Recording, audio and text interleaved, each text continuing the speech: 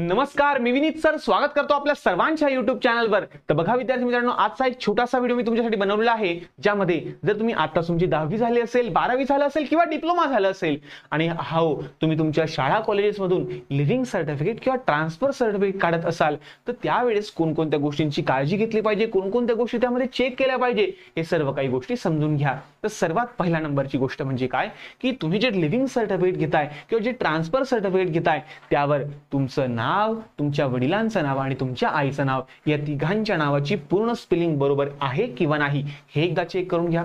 केलं का चेक? हो, आम्ही आमची नावं चेक केले, बरोबर आहे। दुसरी गोष्ट, तुमची डेट ऑफ बर्थ, तुमची जन्मदिनांक व्यवस्थित आहे किंवा नाही हे एकदा चेक करून घ्या।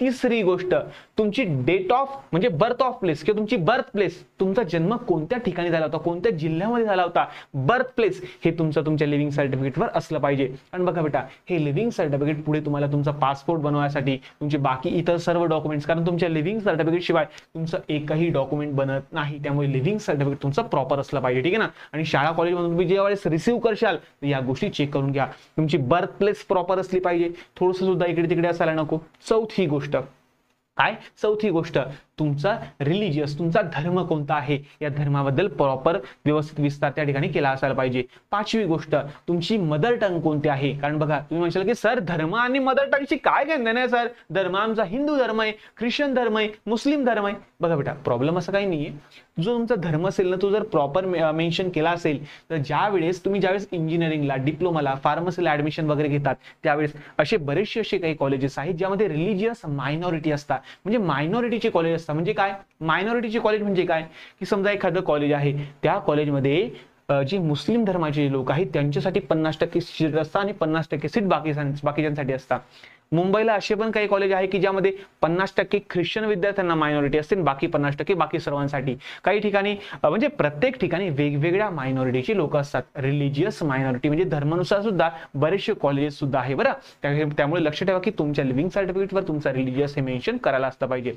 पुढची गोष्ट, तुमची मदर टंग।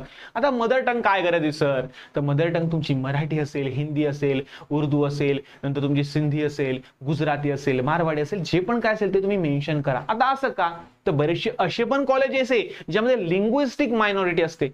असं बी असतं का सर? हो बेटा, लिंग्विस्टिक मायनॉरिटी म्हणजे काय की लँग्वेजची मायनॉरिटी, म्हणजे असे पण काही कॉलेज आहे की ज्यामध्ये मराठी बोलणाऱ्यांसाठी स्पेशल मायनॉरिटी आहे, म्हणजे मराठी बोलण्यासाठी जास्त प्राधान्य दिलं जातं। काही कॉलेजमध्ये सिंधी बोलणाऱ्यांसाठी जास्त प्राधान्य दिलं जातं, काहीसाठी मुस्लिम म्हणजे जे उर्दू वगैरे लिहिता किंवा समजा गुजराती वगैरे असेल, मारवाडी असेल त्यांच्यासाठी काही प्राधान्य असतं। मग लिंग्विस्टिक मायनॉरिटीचे सुद्धा कॉलेज असतात, त्यामुळे तुमच्या लिव्हिंग सर्टिफिकेटवर प्रॉपर चेक करून घ्या तुमची मदर टंग व्यवस्थित आहे किंवा नाही, ठीक आहे ना। चला आता पुढची गोष्ट, सर्वात महत्वाची गोष्ट म्हणजे काय की तुमच्या एलसी मध्ये किंवा टीसी मध्ये खाडाखोड असता कामा नये। थोडीशी जरी खाडाखोड असेल, व्हाईटनर बी लावलं असेल, डायरेक्ट सांगायचं भाऊ आपल्याला नावा एलसी बनवून दे, आपल्याला नावा टीसी बनवून दे, पुढे आम्हाला त्रास होईल। त्यामुळे बघा, त्या तुमच्या एलसीवर लिहिलं असं पाहिजे की या एलसीत कुठलीही खाडाखोड नाही, एक लिहिलेलं असतं बेटा, ठीक आहे ना। तर हे असलं पाहिजे आणि कोणत्या प्रकारची खाडाखोड तुमच्या टीसीवर किंवा तुमच्या एलसीवर असायला नको, ठीक आहे ना। आणि सर्वात महत्वाची गोष्ट, ज्यावेळेस तुम्हाला टीसी मिळेल ऐका, तर त्यावेळेस ओरिजिनल त्या ठिकाणी असलं पाहिजे। बघा बऱ्याचशा वेळेस काय होतं माहिती का की ओरिजिनल तुमचा टीसी हरवला, ओरिजिनल एलसी हरवला की तुमच्या शाळामधून, तुमच्या कॉलेजमधून तुम्हाला डुप्लिकेट पण मिळतो, नो प्रॉब्लेम, पण ओरिजिनल जो एलसी असतो ना तो जपून ठेवा, हा खूप महत्वाचा। आणि हो, एक महत्वाची गोष्ट, ज्यावेळेस तुमचा ओरिजिनल टीसी आला की त्याचा एकदम सुंदर, आताचे कॅमेरे एवढे खतरनाक होऊन गेले, तुमच्या मोबाईलचे कॅमेरे एकदम जबरदस्त, तर प्रॉपर मोबाईलने एक फोटो क्लिक करायचा त्या एलसीचा किंवा त्या टीसीचा आणि सेव्ह करून ठेवायचा बेटा। आता कसं का, कारण ज्यावेळेस तुम्ही स्कॉलरशिपचे फॉर्म भरता त्यावेळेस तुम्हाला ओरिजिनल एलसी अपलोड करावा लागतो। अपलोड म्हणतोय मी, लावाने लागत, अपलोड करावा लागतो बेटा, आणि झेरॉक्स जमा करावी लागते। म्हणजे फॉर्म भरताना तुम्हाला अपलोड करावा लागतो ओरिजिनल एलसी किंवा ओरिजिनल टीसीची प्रत, बरोबर आहे।